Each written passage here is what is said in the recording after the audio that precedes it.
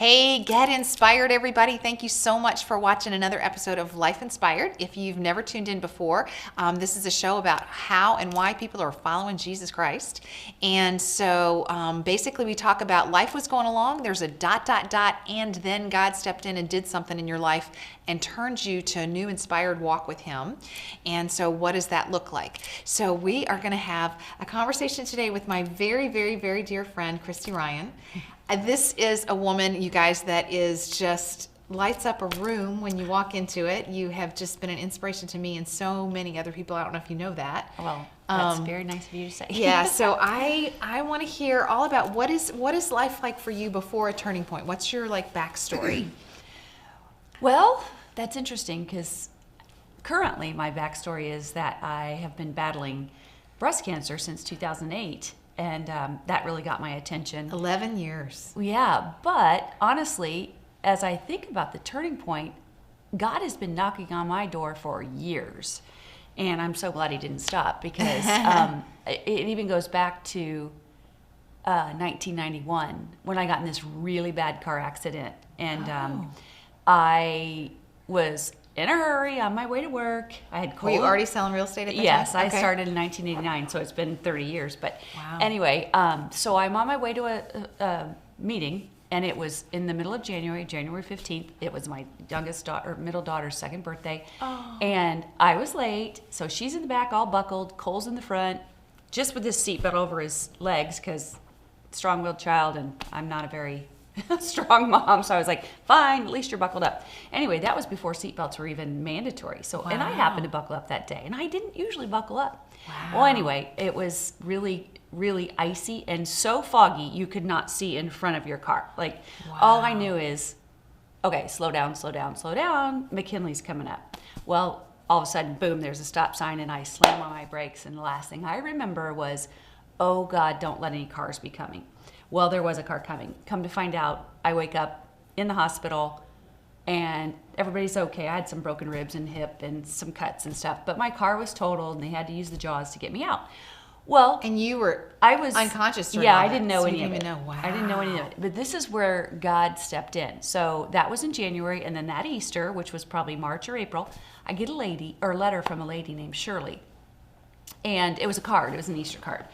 And back up and say that my Dennis and I wanted to get a church. We just kept thinking, we want to get closer to God. We want to get a relationship, but we just didn't do it. Right. Let life take over. Anyway, so bottom line is she writes me a letter or a card and says that she was there that day. She saw the whole thing happen. She explained to me everything that happened. So the only reason I know what happened is because of what she told said. You. Wow. And she said that my car was so mangled, people wouldn't even go look at it. And there was no movement in the car at all. So they were afraid to look in the car, and there's 2 nursing students were on their way to nursing school, and they wouldn't get out. Well, she was on her way she works for a pastor, and she was his secretary. So she got out of the car, she came over, I wasn't moving, she called her pastor. So they must have been cell phones then, this was in 91, just flip phones, I'm sure.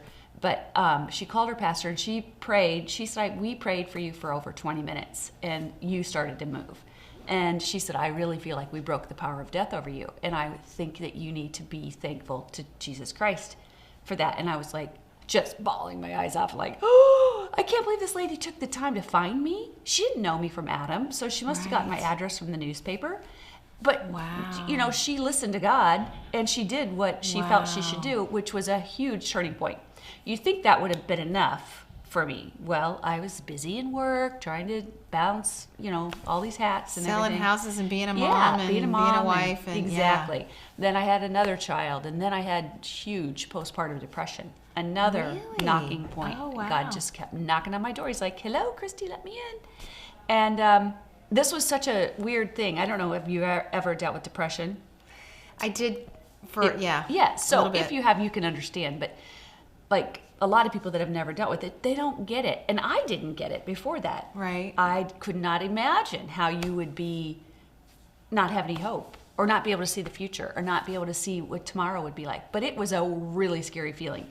I dealt with that for several months, and then all the while, God was just orchestrating all of this behind the scenes things where we ended up, during that time, found River Valley Church, which we've been going to for 26 years now. Wow. And so, and it just was I was starting to understand the love of Jesus, and it just was another huge turning point for me. And that year is probably when Dennis and I started getting serious. We started small groups, things like that. Well, not regularly. We weren't real good at going all the time, but it was there. But so you finally did it, yeah. Yeah. Well, Right. then fast forward, so that's 93. Fast forward to 2007, and Christmas time, I found a lump, and I was like, "Oh, that's not normal." And then I immediately, in a flash, I thought, "Oh, everything's different. Priorities are different." All of a sudden, it was like I could care less about, because we were like, let's go shopping, let's get some good deals. It's the 2 days after Christmas, and it just was like, that is what it took. God had to pull that rug out from under me and allow me to go through something that I had no control over. Like, Right. I couldn't control my illness or sickness. Right. And really, that was it. In 2008, I went through the whole year of, treatments and Right. mastectomy and double mastectomy and chemo and radiation. And by the end of the year, I was so excited to be done that I could start to eat again and get my taste buds back and grow my hair out, and all was good. And really, that's when the things changed. But then again, in 2014, right before my middle daughter got married, I was having some pains, and lo and behold, the cancer was in my bones. So it's like, ugh. Now, my doctor at that time told me I could live a long time. I said, oh, great. Well, what's a long time? Well, you could live a couple years. I'm thinking, That's not a long time to a doctor? Wow. well, to her, it was, and maybe I misunderstood it, but she said 2 years. And all of a sudden after that, I heard nothing else. So Yeah, bottom right. line is, that was in 14. This is 2020. And I'm still here. Yep. Thank you, And I God. don't want to miss anything that God has in store for me. I Right. just want people to know, you hear that cancer word, it's not a death sentence.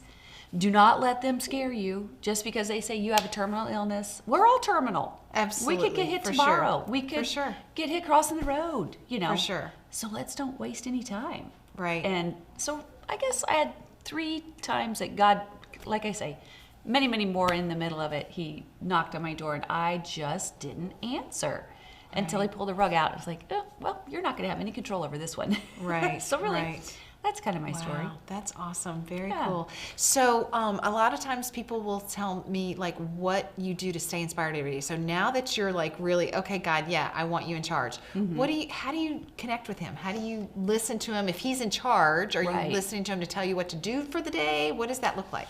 Well, in fact, I know a lot of people might think I'm crazy, but I know that those of us who have given up control know that, I'm sure you get it.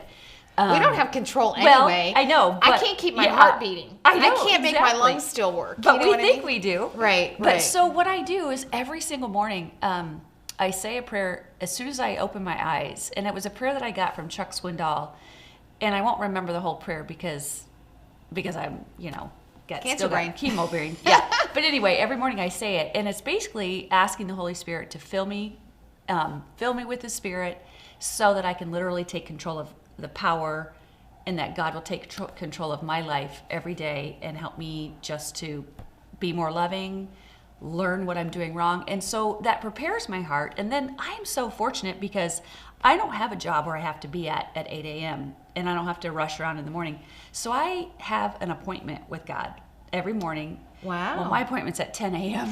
That's awesome. Yes, but sometimes, when we start to get really busy again, it'll be earlier. But if I don't do that, I feel like my days just doesn't go right if I don't So have that so time. on your calendar, you just have a time set that right now in January it's at 10 a.m. And so It you just says meet with God. meet with God. And And what it's- does that look like? What does meeting with God look like? Meeting with God, for me, it's not just reading the Bible.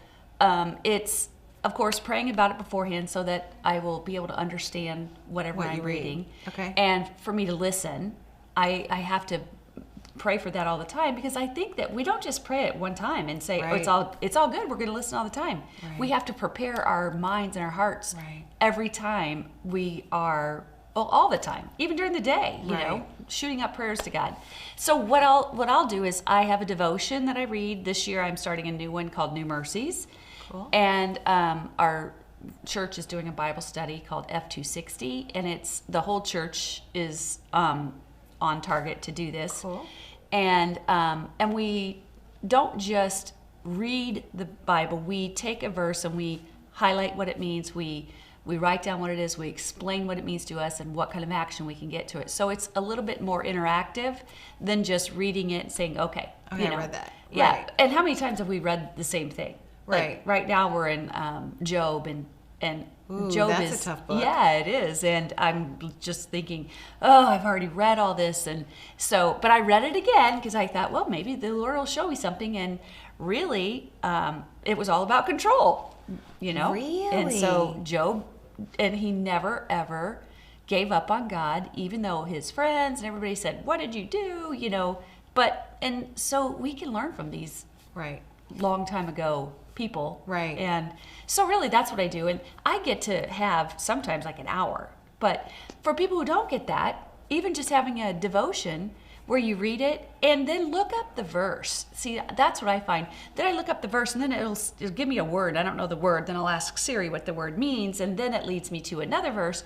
The next thing you know, I'm really diving in, which That's really cool. feel that really satisfies my desire to know more. And the word just, I get so excited. That's Like, cool. Yeah.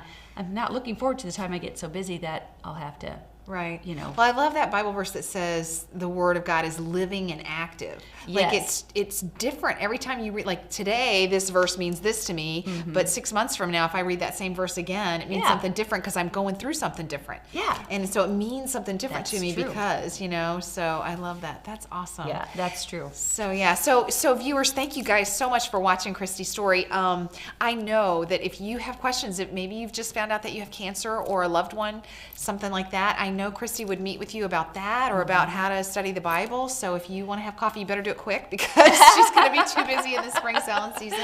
Well, I wouldn't say about how to study the Bible, but Well, but I'd be just happy to to talk chat with about you, the, yeah. the ups and downs of cancer and the whole thing, and Yeah. just whatever. Yep. Yep. I'm here to help, here to serve. Just Yep. that's what we're all on earth for. That's right. We're just Yeah. here for others. Yep, Yeah, we're not exactly. here for our own story, just for others. So Yeah. yeah. So anyway, thanks for watching. If you know somebody that needs to hear Kristi's story, please share it. You can share it from our Facebook page. If you'd like our page, that'd be great. Our YouTube channel, if you'd subscribe, that'd be great. And you can share the story from there, or you can find it on inspiredhomes.com. So yeah, that's how to share it. And if you know somebody else that has a story that would impact others, please let us know that so we can put them on the red couch and let them share their story. So thanks for watching. You guys have a great week. Bye-bye.